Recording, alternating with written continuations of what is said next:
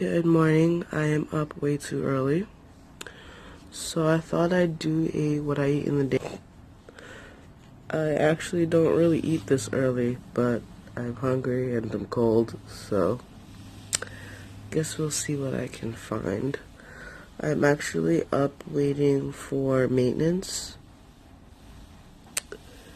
and I'm really sleepy. Okay, so this is breakfast. 2 slices of the Arnold buttermilk toast with a tad bit of butter and some of the Smucker's fruit jelly. I forget what it's called, but it has fruit and honey. And then this is the just crack an egg Denver scramble. I added a little bit of garlic and herb and a dash of red pepper. Let's see. So I'm consulting my to-do list. That's what I've been trying to do lately each week. Just make like a big to-do list. And also, since I've been trying to cook more on each day at the bottom, I've just been doing this recently, I'll put what exactly I made. And then my goal is 5 out of 7 days, so I've been checking them off. And what was the other thing? Oh, I made on Sunday a really good fajita dish. So I did make that fajita thing. Oh, by the way, the Frontanera sauce is salty. So, if I was to use it again, I don't know what I would do. I don't think I'd buy it again, but for the fajitas I made with a pound of the chicken, I only used half of the fajita sauce packet. I mean, it's not super salty, but for someone that doesn't add that much salt to their food, like, I add it to bring out the flavor, but I don't add it like, oh, I need salt. Because the sauce is too salty. I don't really make salty sauces. So I don't really know what I would do next time to reduce that. But the fajita had mushrooms and peppers. And I did the whole wheat tortilla fajita tortilla. Is that what it's called? Fajita wrap, I guess. And then I also did the steamed corn. So that's that. Another thing I need to do is make a face mist. And since these people aren't here, I guess I could do that. Still debating whether or not to get my hair braided or just cut the bitch. So for the face mist, I'm thinking I'm not going to do a full video on it because, like I said, I don't know when these people are coming. So we have an aloe vera plant here. So this is some nice fresh aloe vera. I don't need a whole thing though, it's my thing. I'm probably going to use half of it because this bottle's not that big. So what I'm thinking is the aloe vera is going to go at the bottom of this. In a separate cup, I'm going to boil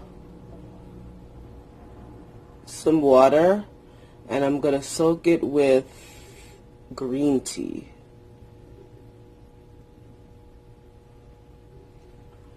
I'm trying to think what green tea I have. If I could find the Tazo Chinese one, I think I'm going to use that one. I'm going to double bag it, so it's going to be 2 bags to a cup of hot water. Have that stay in there for a good 20 minutes because you want it super concentrated.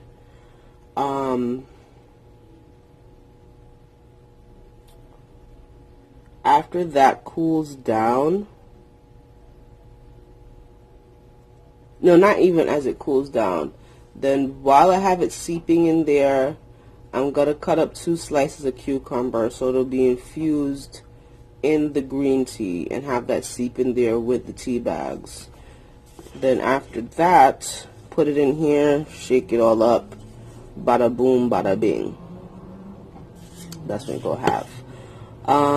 Oh, and on top of that, I'm going to use, after I put it in here on, then, you know, this percent. So I've already put the aloe vera gel. It'll just be a little bit. I pour my concentrated mixture, and then for essential oils, anything citrus will be good for like dark spots, vibrancy, etc. I overdo lemon on everything, so we're gonna try orange. So I'm gonna put, I think they said if your skin's sensitive not to put more than 10 drops. We're gonna do 3 because this is not a big bottle, so this is a 4-ounce bottle. Ideally you should use a glass spray bottle. I don't have one, so we're just going to use what we have. I'll put 3 drops of the orange essential oil, maybe 4 drops of the orange essential oil, and then we'll have it good to go. So that is the recipe I'm going to be using to make this spray. So it'll be a green tea cucumber spray with aloe. The aloe is for moisturization properties. Also, it's soothing to the skin. So that's what I'm going to do with that. So let me put my, let me put my thing on charger. This is what I'm talking about here. This. I still use it even if it's not charged, but the charging properties helps. The the vibration properties helps with the skin. So let me go boil this water now, because I'm not gonna let it sit in there because I don't know when these people are coming. It's 10 now. I've been up for 2 hours. Okay, I've done my concoction. So 2 vitamin E tablets. I squeezed out the oil and put it in here. A tablespoon of aloe vera. About 4 drops of the grapefruit essential oil. And then half a cup of water seeped with 2 tea bags and 2 slices of cucumber. I let the water cool, of course. Then I put that in here, and now that's all in here. Of course, you have to use it over time to see if it's actually as softening as I need it to be. But I think with the aloe vera and the vitamin E, it should be good. It smells so good, though. I feel like I want more.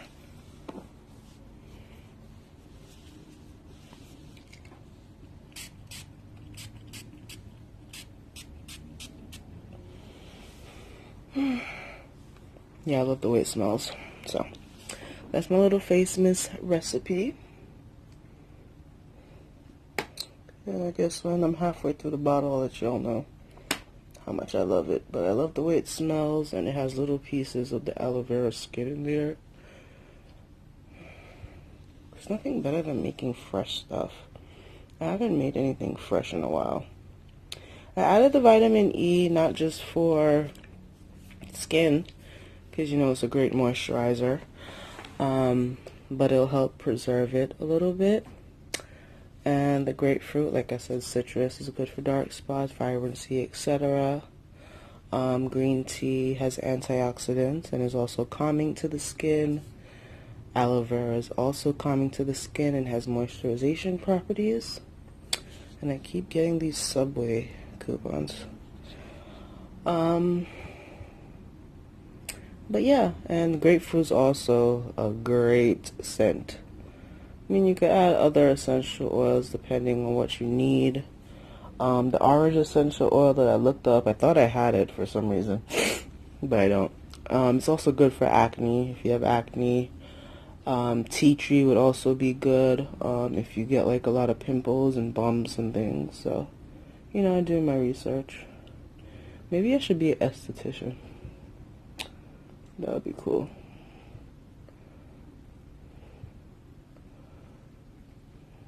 It's not sticky, so that's good, because, you know, if you add too much aloe vera, it could be sticky. My little tea, I think I'm going to take the water out the fridge so it gets, not really room temperature, but a little bit warmer, because I'm freaking cold, so I don't really want cold water right now. Not ice cold water anyway. So yeah, I'm put on my blanket, the one behind me, and work on this resume. I was looking at my YouTube list and things, doing a little bit of research here.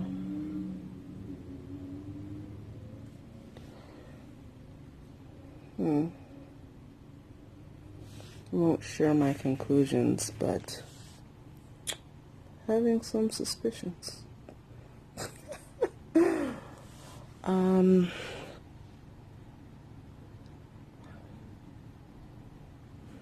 Also, what I would like to address is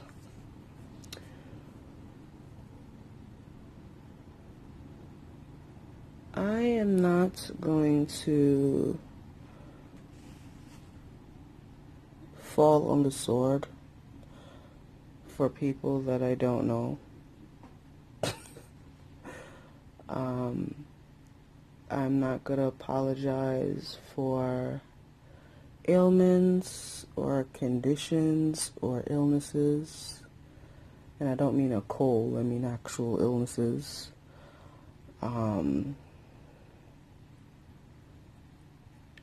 People feel they know things that they don't actually know. And the one thing I dislike is when people speak for me or feel like they know me in a way that they wouldn't be privy to. It feels, I don't know, just off-putting. Like I said, I acknowledged the disconnect, and part of it has been necessary for this part of the year. To allow myself to heal from certain things and to allow myself to get to a space where I can approach things differently without harming myself in the process. So to take care of myself is not something that I need to be apologetic for.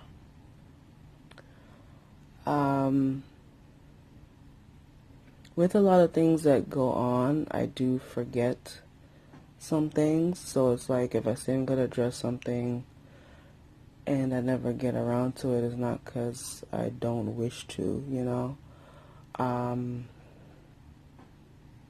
There is the stuff like the Sephora wish list, which I do fully intend to do.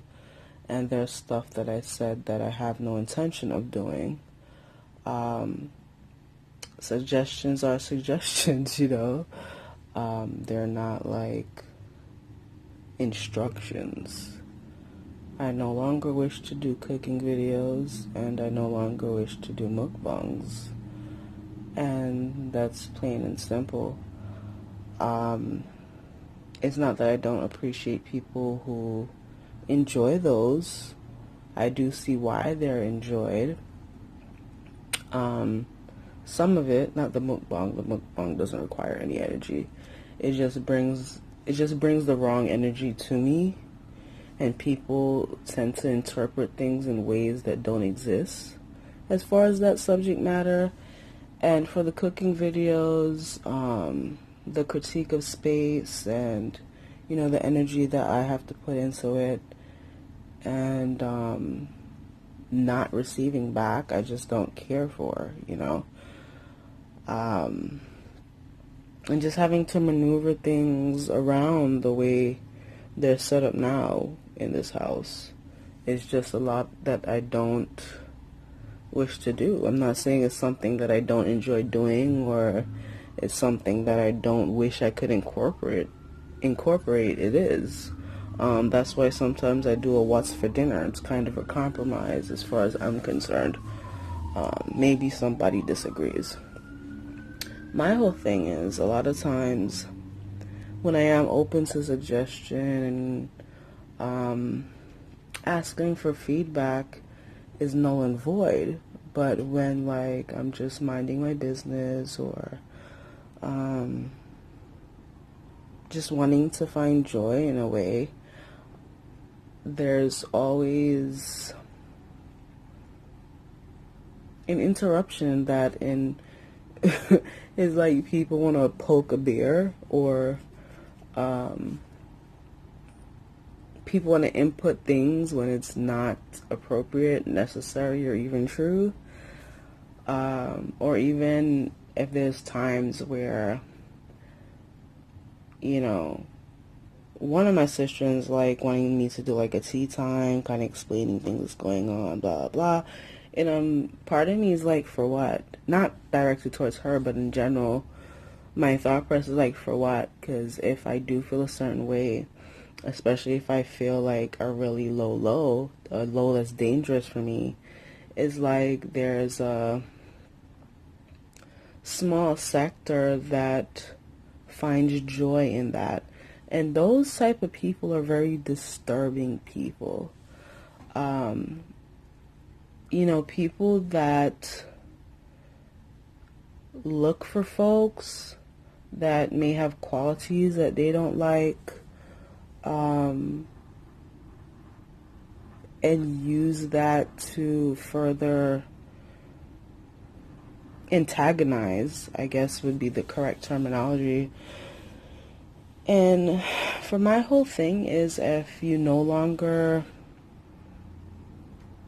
like my content, or the lack of content sometimes, or you don't mess with my personality, you think my face is ugly, whatever the situation is, it's like, you do know that I'm not forcing you to watch me. I'm not forcing you to watch me. I'm not forcing you to be here.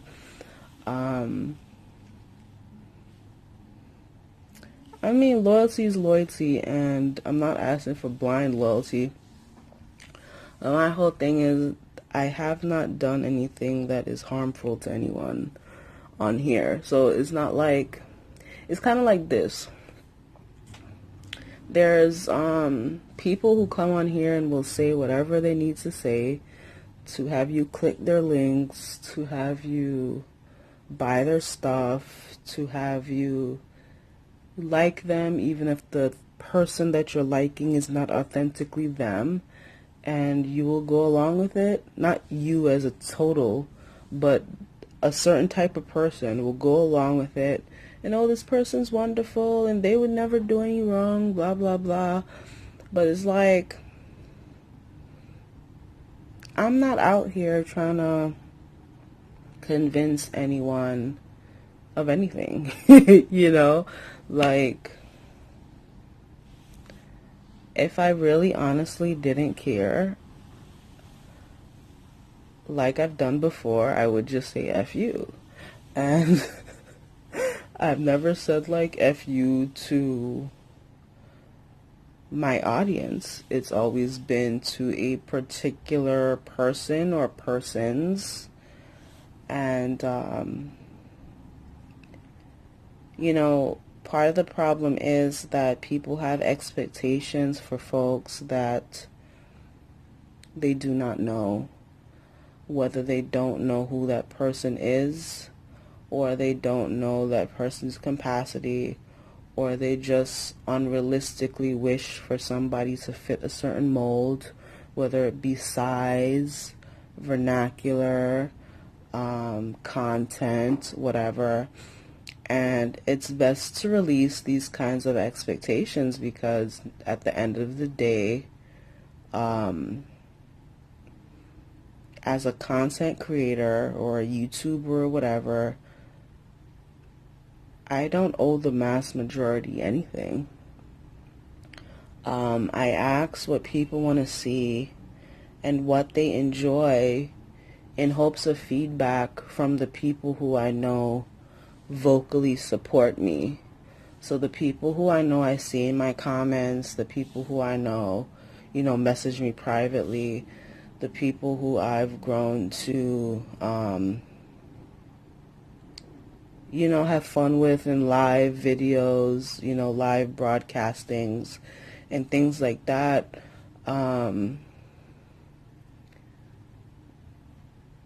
To lift them up, to brighten their day. And I'm not saying there's not people who don't say anything who still support me. Of course there are. But I can't worry about those people, because think about it. Say you're sitting down at a... Oh, here's a better thing. Say you're on stage, right? You're a comedian. And there's a full house. You see certain people. You see an audience, right? There's a section of people who's cheering you on, loud and great. They're laughing, whatever. You know, they're giving feedback. And there's the other part of the audience. There's a section of people who look like some familiar faces, but you don't really hear anything from them. Not really. And then there's the other section of people that's just like a mass majority of people. You can't really pinpoint anybody. No one's saying anything. But think of it like this. There's a small sector of people, the ones cheering you on, the one who's saying stuff, and they're great, awesome. You connected to them, maybe you see them backstage, y'all have private discussions, it's awesome. But if you're looking at a big crowd of people and you're talking, delivering a message, whatever it is you're on stage for, and aside from, you know, the little group who's cheering you on, you're hearing dead silence. So it's like, it's like, in a way, why don't you just have a private party at your house with these people who's cheering at you? Because it's like you don't know anything that's going on with that silent audience, the familiars and the unfamiliars. You don't know what's in their head. You don't know anything, you know? And, you know, when there's people who antagonize, like random people who's standing up, and is like, it's not that what they're saying may or may not be true, is the fact that they're so determinate in what they're saying and feel like they speak for the majority is what makes them look crazy. But my whole point is, this large audience with the majority of sector not saying anything, and you're delivering something, it's like you're not having anything to bounce back off of. It's like a dead crowd, really.